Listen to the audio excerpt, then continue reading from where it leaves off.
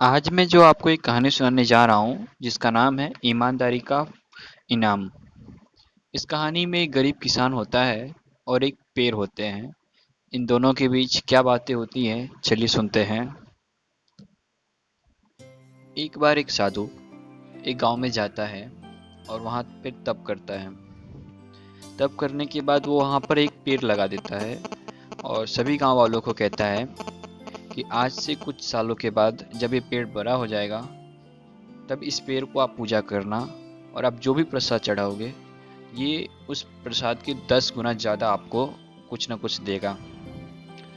समय बीतता है, कुछ सालों के बाद जब सब कुछ लोग वहाँ पे जाते हैं, पूजा करते हैं, प्रसाद चढ़ाते हैं, तो वो पेड़ वाकई में सभी को कुछ ना कुछ देता है। एक दिन एक गरीब किसान उस पेड़ को जाता है पूजा करने के लिए। उसके पास प्रसाद चढ़ाने के लिए केवल एक छोटा सा रोटी का टुकड़ा होता है। वो ये संकोच में होता है कि क्या मैं इस पेड़ को अगर ये दूंगा तो उसे अच्छा लगेगा। फिर भी वो पूजा करता है और प्रसाद लेकिन नहीं चढ़ाता है और वापस जाने लगता है। तभी पेड़ बोलता है, क्या हुआ, तुम प्रसाद क्यों नहीं चढ़ाए? मुझे भूख लगा है, मुझे रोटी का टुकड़ा नहीं दोगे? उस गरीब किसान कहता है, तुम्हारे पास तो सब कुछ है, तुम लोगों को देते हो सब बहुत कुछ, तुम्हें इस रोटी की टुकड़े की क्या आवश्यकता है? पेड़ बोलता है, मुझे भूख लगा है, तुम दोगे या नहीं? गरीब किसान कहता है, क्यों नहीं, तुम्हारे लिए तो लाया हूँ। फिर वो रोटी का टुकड़ा उस पेड़ को दे देता है।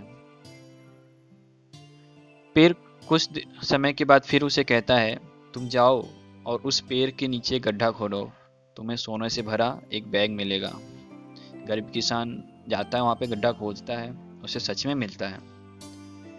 वो जाकर अपने राजा को कहता है कि मुझे ये बैग सोने से भरा हुआ मिला, इसे आप अपने खजानों में रख लीजिए।